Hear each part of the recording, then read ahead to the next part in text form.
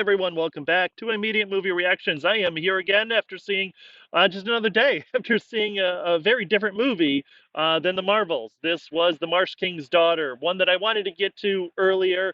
It had an intriguing preview, and Daisy Ridley, fantastic, love her. The more and more I see with her, the more I like. Based on a book, Karen Dion, I believe, is who wrote it. I'm not familiar with her writing.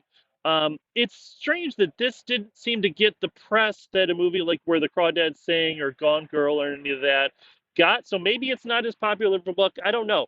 It is sort of a compelling story. I guess it's kind of like The Room. Basic premise, sorry, spoilers here, is that Daisy Ridley is the survivor of a man who has kidnapped a woman and dragged her to the woods, tried to raise a family, things go wrong. He gets captured and imprisoned. Now it's 20 years later, she's grown up, she's moved on, and it does a very good job of exploring the effect that childhood trauma has on our relationships and our ability to trust and how we can live our lives whether we're happy or not. I would have liked maybe a little bit more of her dealing with her husband and the family and feeling not quite right in her day-to-day job as she's inputting numbers, random numbers in spreadsheets and stuff like that. Um, but the premise of the story, or the ultimate conflict of the story, is that the father gets out of prison, escapes.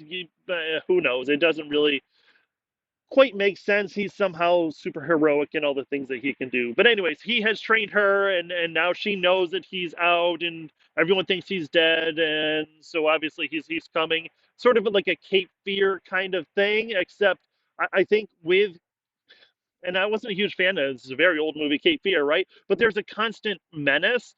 I'm not sure that that was quite as present in this movie as it could have been. Um, but Daisy really Ridley does a great job of, showing that her anxiety and her fears. And I wanted a little bit more, just a little bit more of him, the father menacing the family and kind of messing with their lifestyle. By the time they get to the meat of the conflict, it kind of moves very rapidly from there.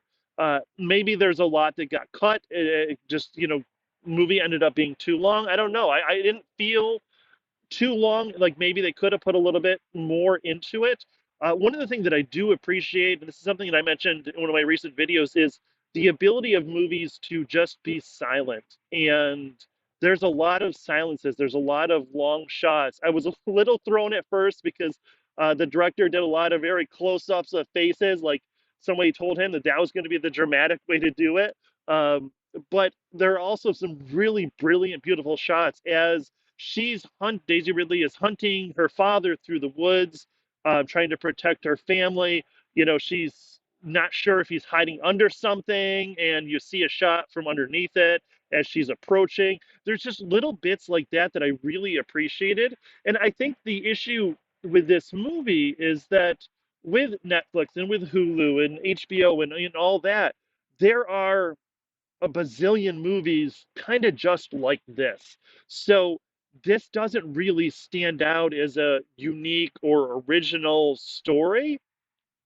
So why do we need to see it in the theaters? And I don't know that we do, except that the one thing that I would say in defense of this, seeing it in the theaters, is that there are long shots. There are wide, beautiful shots of the wilderness. Again, I'm going to go back to Where the Crawdads Sing because it's very similar in tone and content. Um, and sort of that mystery, growing up, and are you ever going to feel normal in society if you've lived this life on the outskirts as an outsider?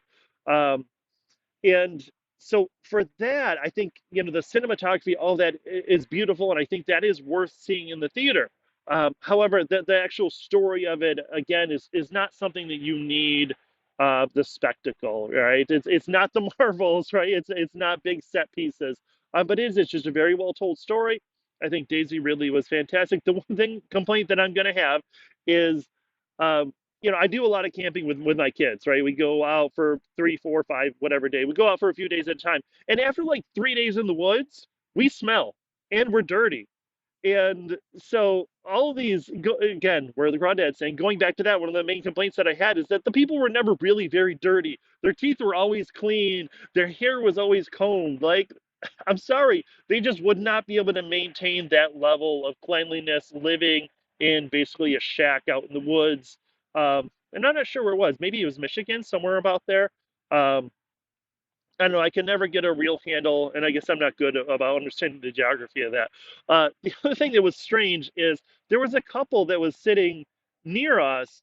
They were into it, like they were talking, and they were seemed to be really enjoying. And then, like they left. They just left with like 15 minutes. The movie is clearly in the end game. The movie is clearly setting up that the conflict, the hero's journey, the hero Daisy Ridley has climbed the mountain and now she's there, quite literally, and ready to end. And they just get up and leave. And I don't quite understand that. Like, see it through. But anyways, that's my little thing. Um, so see it, stream it, or skip it. I think it's cool to see it in the theaters because of some of the shots. However, this is very much a movie that is designed, I think, eventually to just be streaming on a Netflix or an Amazon or whatever. So if you see it streaming, don't skip it. I think you should probably, if you enjoy this type of movie, go ahead, see it. It's a good movie. It's a way to spend an evening. Let me know what you think. I appreciate everyone, and like and subscribe and share and all that stuff. If you could, I really appreciate it. Thank you.